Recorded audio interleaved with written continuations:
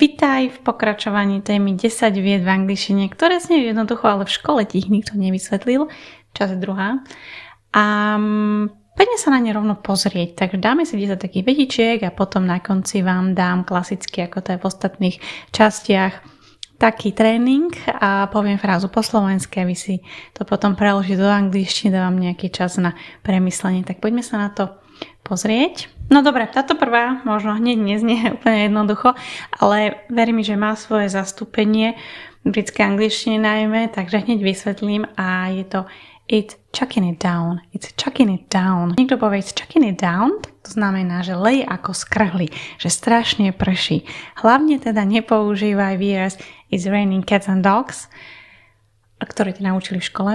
A radšej sa pamätaj toto, ale povedz len it's raining, pretože it's raining cats and dogs už asi ani nikto nepoužíva z rodinných hovoriacich, takže učia to akorát tak škôlke na zapamätanie si na tohto idiomu. Takže it's chucking it down, leje ako skrhli, napríklad don't go out now, it's chucking it down, nechoď teraz von, strašne leje, alebo leje ako skrhli. Chuck má teda svoje zastúpenie v britskej angličtine a má to strašne veľa rôznych významov, keď chceme, aby niekto niečo podal, ale toto by už potom bolo na nejakú inú tému. Ako druhé, pop, jednoduché pop, takisto veľmi často používané, také hovorovejšie a používané v britskej angličtine. Má to takisto veľa významov a dáme si jeden z takých častých teraz. Použije sa napríklad vo význame, že niekam zájsť krátko alebo zbehnúť niekam a v britskej angličtine to často použijú napríklad na vetu I'll pop to the shop, I'll pop to the shop. I'll pop to the shop teda bude znamenať, že len zbehnem rýchlo do obchodu, že len sa tam zastavím a behnem tam nakrátko. I'll pop to the shop. Takisto to môže byť povedať aj I'll pop out for a minute. I'll pop out for a minute. To znamená, že na minútku len zbehnem niekam alebo vybehnem na minútku von. Takže má to rôzne významy mimo aj týchto. Číslo 3. I can't be bothered. I can't be bothered. Takisto v britskej angličtine. A znamená to, že nechce sa mi alebo nemám na to energiu. I should clean, but I can't be bothered. I should clean, but I can't be bothered. Mala by som upratovať, ale nechce sa mi. Fancy a coffee. Fancy a coffee. Fancy teraz znamená, že dáš si niečo alebo nechceš. Teda v tejto vete, keďže samotné fancy môže mať aj, teda má aj viacero tých významov, ale fancy a coffee, fancy tea, to znamená, že keď nám to, keď niekto niečo nám ponúka, napríklad kávu, čaj, fancy a coffee. I'm knackered. I'm knackered. I'm knackered.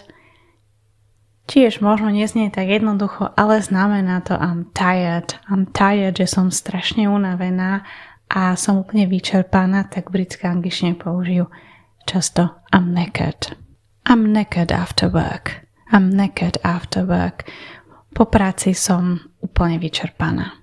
Cheers. Dosť univerzálny výraz, lebo znamená to aj vďaka, aj maj sa, aj na zdravie, takže na rozlúčku to môže byť cheers, alebo keď nám niekto niečo podá here's a coffee, cheers, to môžem povedať, že ďakujem.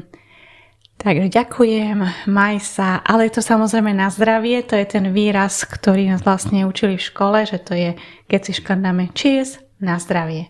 Takže nie len na zdravie, maj sa, ale aj ďakujem. I'll sort it. I'll sort it. I'll sort it to znamená, že vyrieším to alebo postaram sa o to. Don't worry, I'll sort it. Don't worry, I'll sort it.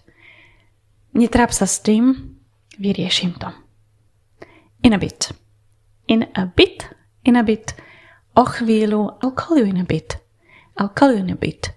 To znamená, že zavolám ti o chvíľku alebo zavolám ti trošku neskôr, ale in a bit tiež používané veľmi, takže o chvíľku alebo vidíme sa neskôr, see you in a bit. See you in a bit. You're right. You're right.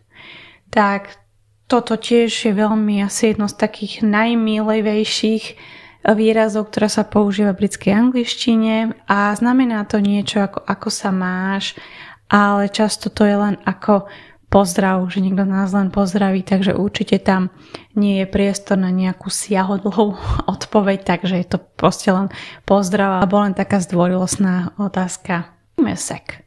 Give me a sec. Sec, možno už vám to niečo naznačuje, že sec bude skrátka od second a znamená to teda daj mi sekundu alebo daj mi chvíľočku. Give me a sec, I'm coming. Daj mi sekundičku, už idem. Tak, toto bolo 10 takých vied, ktoré budeš často použiť o rodení hovoriaci a ktoré ťa môžu aj takto ľahko zmiasť, lebo sme sa aj v škole neučili. Ak áno, ak si sa ich učil, tak potom super pre teba, ale väčšina ľudí z klasických škôl sa ich teda neučila, takže odporúčam si ich zapamätať, či už teda pasívne porozumieť, ale niektoré veľmi dobre aj používať a osvojiť si. Takže poďme si natrénovať a pozri si aj link, čo mám v popise. Pripravil som pre teba e-book s tipmi, ako sa zbaviť strachu z rozprávania. To je taký najčastejší dôvod, najčastejší problém, ktorý riešim s mojimi študentami. Tak určite si to stiahni a poďme sa teraz tejto frázy natrénovať. Poviem vetu po slovensky, dávam 5 sekúnd času na premyslenie a ty si to povedz ideálne nahlas po anglicky. Som vyčerpaná, som úplne vyčerpaná.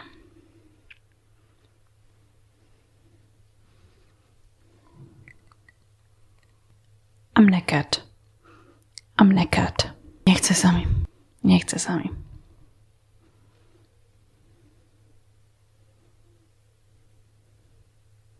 I can't be bothered.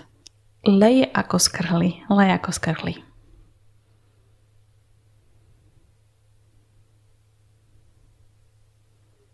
Chucking it down. It's chucking it down. Zbehnem do obchodu.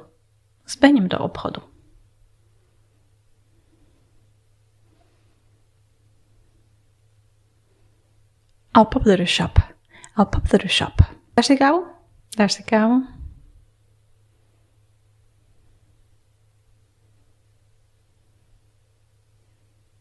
Fancy a coffee. Tak toto bol taký mini tréning vied, ktoré ťa v škole väčšinou nenaučili a ktoré sú často používané. Takže odporúčam zapamätať si ich a teším sa na teba na budúce v podobnej epizóde.